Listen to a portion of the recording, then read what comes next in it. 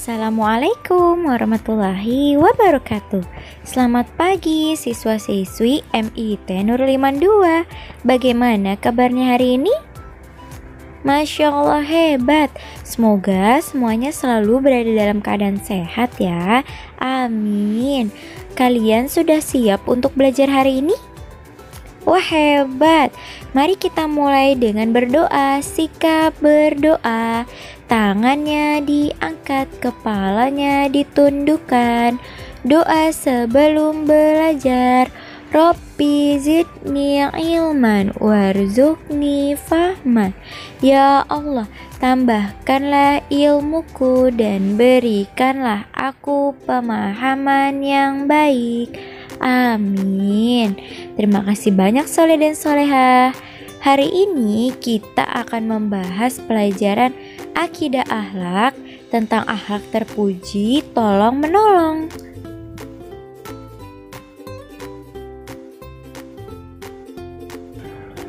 Soleh dan solehah, manusia adalah makhluk sosial yang tidak bisa hidup sendiri. Kita perlu menjalin hubungan baik dengan manusia lainnya. Nah, manusia selalu butuh bantuan dari manusia lain. Oleh karena itu, kita harus memiliki sikap senang membantu atau tolong menolong. Jika kita membantu orang lain, maka orang lain pun dengan senang hati akan membantu kita. Ketika sudah terjalin sikap saling tolong-menolong dalam kehidupan sehari-hari, maka kita akan dapat menjalani hidup yang harmonis, tentram, damai, dan sejahtera. Nah, di sini Bu Risma mempunyai cerita. Disimak ya. Pada suatu hari, Zahra dan Nabila bersama-sama berangkat ke sekolah. Ketika hendak menyeberang jalan, mereka berdua melihat seorang tunanetra sedang berdiri di pinggir jalan. Kemudian mereka berdua menghampirinya. Assalamualaikum, sapa mereka berdua kepada bapak tunanetra. Waalaikumsalam, jawabnya.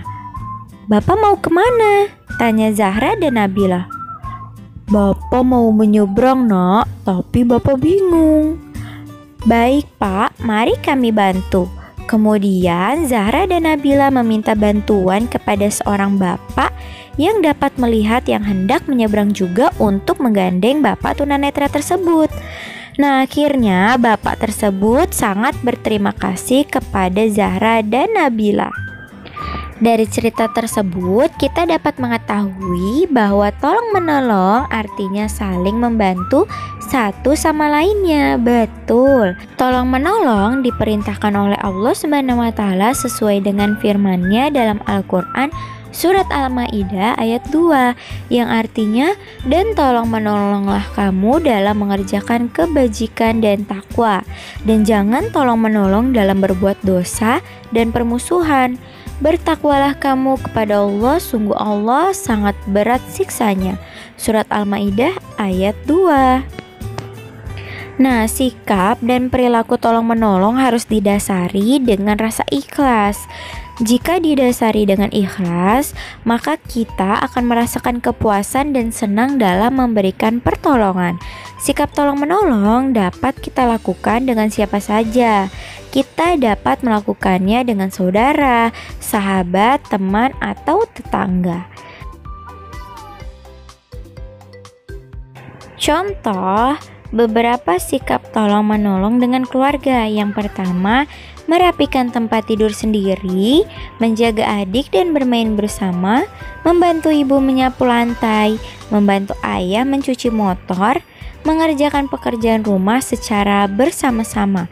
Pastinya contohnya banyak sekali ya.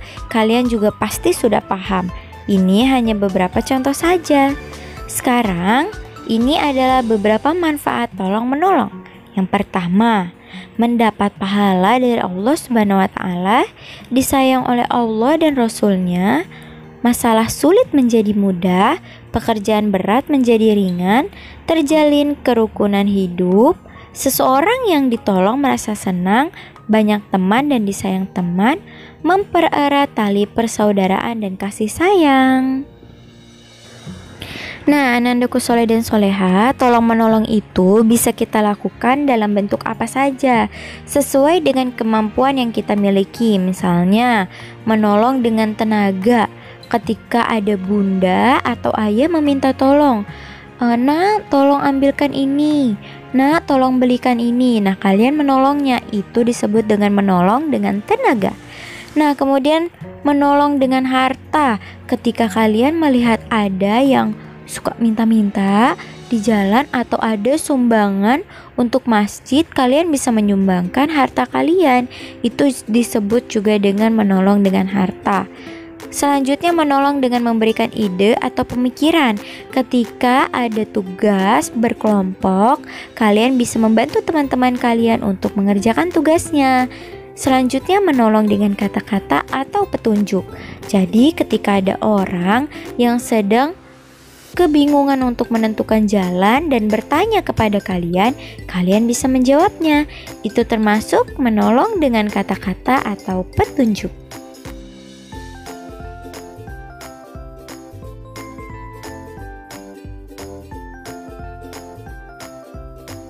Anandaku, kelas 3 Al-Quds, apakah kalian sudah paham tentang materi hari ini?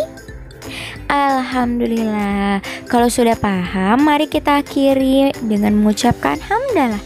Alhamdulillahirrabbilalamin. Terima kasih banyak. Bu Risma pamit. Assalamualaikum warahmatullahi wabarakatuh.